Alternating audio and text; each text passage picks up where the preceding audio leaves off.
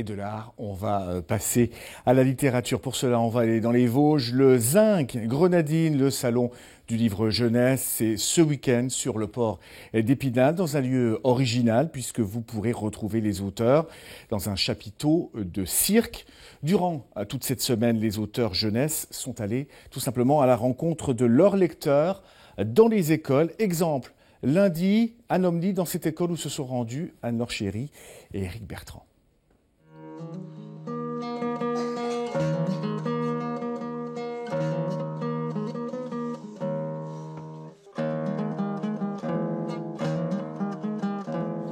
fois, un papa et une maman qui avaient un tout petit enfant, pas plus gros qu'un pois chiche. Pois chiche, en arabe, se dit hims, c'est pourquoi il l'appelait himsa. C'est un petit, c'est un petit bonhomme, c'est un petit himsa. Il se nomme. Ce n'est pas tous les jours qu'un écrivain entend son histoire racontée par toute une classe de primaire. C'est la magie du festival Zinc Grenadine, emmener les auteurs jeunesse dans les écoles pour rencontrer leurs lecteurs.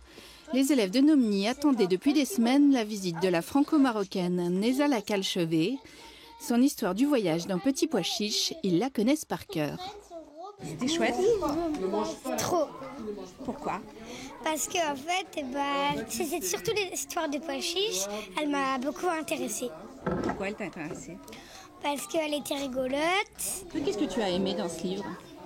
Quand le lion il lâché des gros P. Je veux sortir de ma chambrette. D'accord, mais attention, reste tout près de la maison. Il part, tout guilleret, ses mains ainsi flottées, sautille d'un pas léger. Il se retrouve au milieu d'un pré. Vous êtes formidable. Vous êtes formidable. Et vous savez ce que je vais faire, moi? Vous êtes là comme ça? Je vais juste vous raconter la première partie de l'histoire. Et patati, et patata, et nanani, et nanana. Mais qu'est-ce qu'elle croit?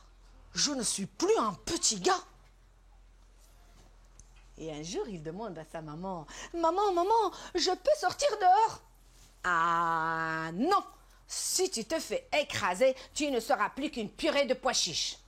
Toute ma vie, j'ai mangé les mots. Donc j'ai mangé, c'est grâce aussi à la lecture, à la découverte, à la curiosité. J'étais une amoureuse de la langue française. Et voilà, arrive un moment où on a envie aussi de transmettre quelque chose par le biais des contes.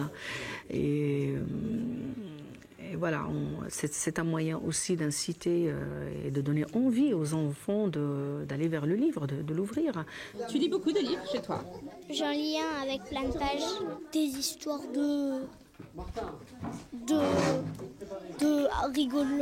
rigolo et tristes des fois. Tu trouves que c'est important de lire des livres? Oui, comme ça on peut mieux apprendre à lire. Diki diki, anta sadiqi, anta anisul bayti rafiqi. On répète. L'occasion aussi d'une plongée dans la culture du Maroc, quand l'arabe apprend à aimer les mots et que les livres donnent le goût des voyages. Est-ce que ta maman écrivait aussi tes livres? Non, ce sont des mamans qui ne sont jamais passées par l'école, mais qui nous racontaient avec leur bouche, avec leurs propres mots. Et c'est ainsi en fait que les contes ont voyagé aussi. C'est grâce à nos mamans et à nos grand-mères et à nos... Vous retrouverez la vingtaine d'auteurs et illustrateurs jeunesse tout le week-end sous le chapiteau de cirque du Zinc Grenadine. C'est au port d'Épinal.